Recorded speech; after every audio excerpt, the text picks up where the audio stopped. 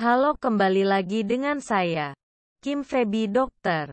Kali ini saya akan mereview drama Korea yang berjudul Wish You Upon Me. Hari ini drama Wish You Upon Me tayang. Dan saya akan mereviewnya mulai dari episode 1. Karena yang tayang baru episode 1. Lihatkan pertama, Jeon Gye-rae alias Ji Chang-wook baru keluar dari penjara. Ia harus menyamar agar tidak ditangkap oleh preman. Preman itu menagih utang kepadanya.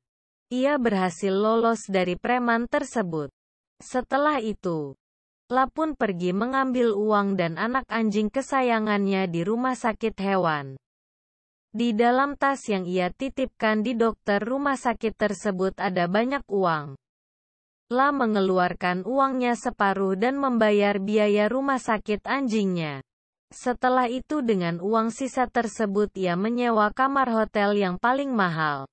Serta di hotel tersebut ia merayakan ulang tahun sendiri. Sangat menyedihkan, bukan? Keesokannya ia bingung akan pergi kemana. Ia duduk di halte bus bersama anjingnya. Lalu terdapat sebuah poster yang menggambarkan pantai yang indah. Anak anjing itu melihat ke arah poster terus-menerus. Sehingga Jeon Gye-rae menganggap kalau anak anjingnya ingin pergi ke pantai. Sebelum ke pantai ia membeli sebuah mobil yang sangat mewah. Sementara itu diperlihatkan juga di sebuah rumah perawatan orang sakit.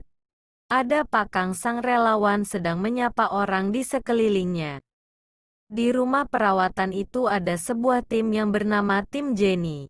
Di tim Jennie inilah terdapat Soyoung SNSD yang memerankan seorang perawat di rumah perawatan itu.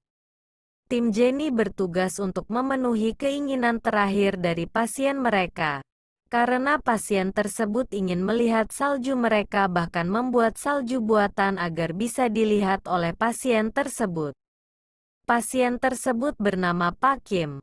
Serta keinginan keduanya adalah melihat Laut Timur. Terlihat Soyoung meminta seorang dokter untuk ikut bersamanya ke Laut Timur. Tim Jennie pun berangkat ke Laut Timur. Sementara itu Jeon Gye-rae menuju ke Laut Timur. Di perjalanan ia dikejar lagi oleh preman. Preman tersebut tahu posisi Gye-rae karena diberitahu oleh penjual mobil. Karena ia sedang dikejar, Gye-rae pun ngebut dan akhirnya terjadi kecelakaan. Dalam kecelakaan itu ada mobil ambulans yang dikendarai oleh tim Jennie. Karena kecelakaan itu kedua kaki Pak Kang terluka dan ia tidak bisa mengemudi. La pun keluar dari mobil dan menarik Gye-rae untuk mengemudi mobil ambulans tersebut. Oleh karena itu ia pun sekali lagi lolos dari pengejaran preman. Setelah sampai di Laut Timur, Pak Kim, si pasien sangat terharu atas kebaikan dari tim Jennie. Disitulah ia menghembuskan nafas terakhirnya. Sementara itu di satu sisi ada Gye-rae yang menikmati pantai bersama anak anjingnya. Di situ ia mengingat masa lalunya bersama adiknya yang mencoba untuk bunuh diri. Dan dari situ pun ia berjalan ke arah lautan untuk bunuh diri. Untungnya ia ditahan oleh Pak Kang sang relawan. Sehingga ia tidak jadi bunuh diri. Sepulang dari sana ia ke kantor polisi bersama Pak Kang.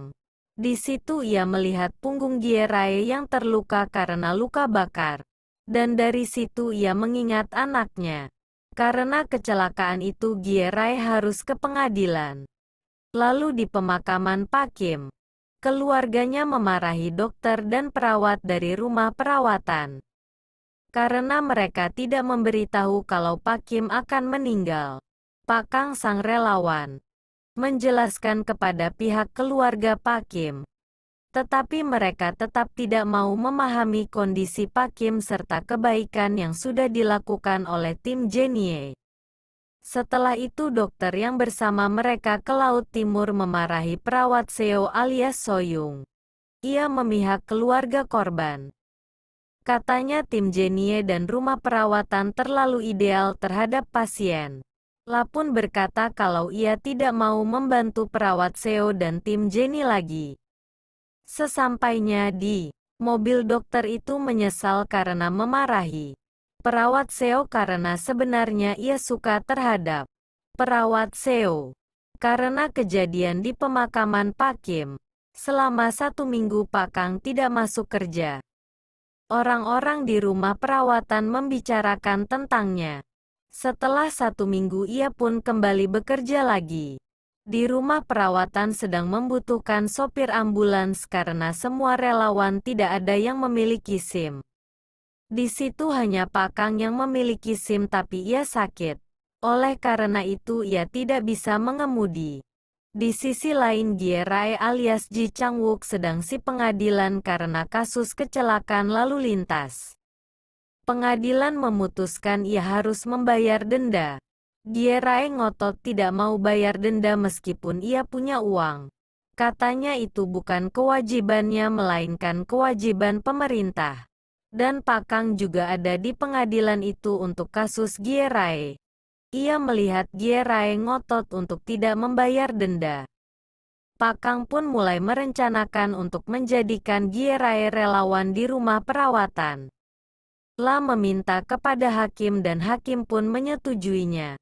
Setelah dari pengadilan Gie Rae kembali ke hotel. Di hotel ia melihat preman yang mengejarnya. La pun hendak melarikan diri tapi ia mengingat anak anjingnya di kamar hotel.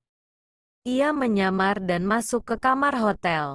Saat ia hendak keluar, sekali lagi ia hampir ditangkap oleh preman. Ia pun pergi ke rumah sakit hewan karena ia melihat anak anjingnya kesakitan. Dokter meminta agar Gie Rae merelakan anak anjingnya mati karena sekarang ia sangat kesakitan. Gie Rae hampir setuju tapi melihat anak anjingnya yang tidak mau jauh ia pun tidak jadi merelakan anak anjing.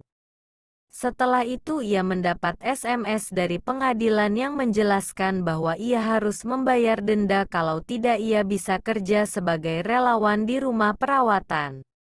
Karena hal tersebut Gie Rae pun pergi ke rumah perawatan. Sesampai di sana ia disambut oleh Pak Kang dan relawan lainnya.